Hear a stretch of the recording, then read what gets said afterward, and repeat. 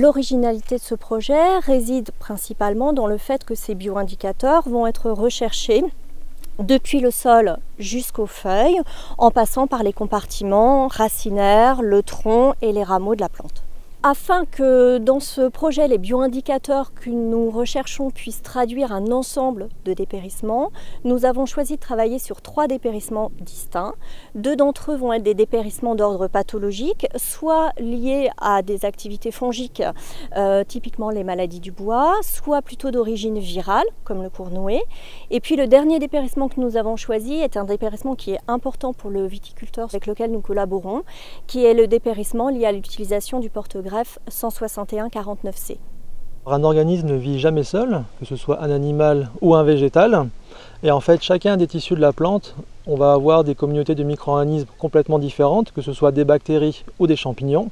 Et en fait, l'holobionte va être le cep de vigne associé à l'ensemble de ces communautés microbiennes. En fait, on a choisi de travailler sur l'holobionte de la vigne, car on est parti du principe qu'il pouvait y avoir un dysfonctionnement de cet holobionte, une modification de ces communautés de micro-organismes associés à la vigne, comme un peu ce qui se passe chez l'homme dans certaines maladies telles que le diabète ou certains problèmes intestinaux.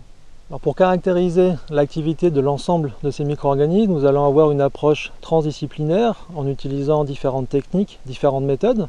On va travailler à la fois sur certains gènes, on va regarder comment ils sont exprimés à l'intérieur des tissus de la plante, on va regarder aussi les activités des microbes, comme par exemple regarder les protéines qu'ils produisent ou les enzymes qu'ils produisent, et on va aussi regarder les produits qui peuvent s'accumuler au niveau des feuilles, du tronc ou des racines, en partant du principe de l'hypothèse que justement ce dysfonctionnement va s'observer par des modifications de la production d'enzymes ou d'autres protéines par exemple.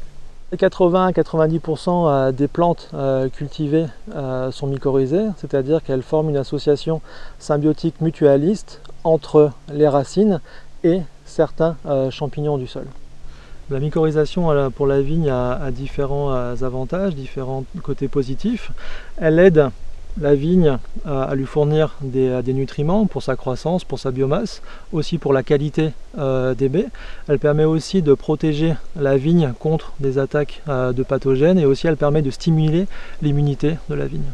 Alors on va pouvoir vérifier que les champignons mycorhizés ont un rôle de sentinelle dans la lutte de certains dépérissements, dans la lutte de certaines maladies, car ces champignons ont une propriété, c'est de connecter les racines de plantes, soit d'espèces différentes, soit de même espèce. Ici dans le cas de la vigne, on va avoir 2 ceps de vigne qui vont être connectés par le champignon. Et ce que l'on va faire, c'est que l'on va infecter les feuilles de ce premier cep de vigne avec une maladie du bois et nous allons voir si des signaux de la communication, un dialogue s'établit entre ce cep de vigne et celui-là. C'est-à-dire, est-ce que des informations transitent de ce cep vers celui-là par l'intermédiaire de ce champignon. Le projet Holoviti pourrait être résumé en 5 mots-clés: holobionte, micro-organismes, sol, diagnostic sanitaire ou outils de diagnostic.